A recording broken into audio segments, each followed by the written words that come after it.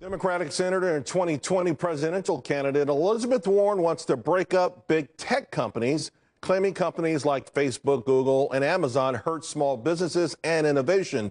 We invited Senator Warren to come on the show, but her schedule today did not allow her to join in. Here now to discuss is Stanford University School of Business professor David Dodson and former Republican Senate candidate for Wyoming Senate. David, thanks for joining us. This isn't your typical, hey, let's break up a company or two because they're big.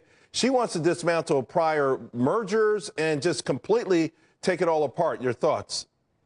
Oh, it's naively mind-boggling what she's suggesting. I don't know whether this is just a continuation of this kind of democratic economic nanny state that is being promoted increasingly by the fringes of the Democratic Party, or it's just a political stunt where she's seen three big juicy targets and she could take sort of a populist stand against these three companies. Look, these companies only have two things in common.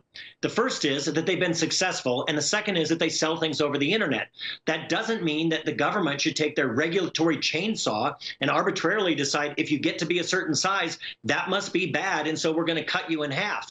Now, we all know that there are issues with Facebook and Google in terms of privacy issues and how ads are sold and hacking and so forth. Right. But you don't solve those things by taking a chainsaw and cutting the companies in half and expecting that's going to be fixed. What about consumers are not harmed because Amazon has figured out that people like me like the stuff brought to our house at a really low price. That's why Amazon has done so well, not because they're doing anything illegal. And in fact, she literally said this morning that their purchase of Whole Foods was illegal. On what basis is that illegal?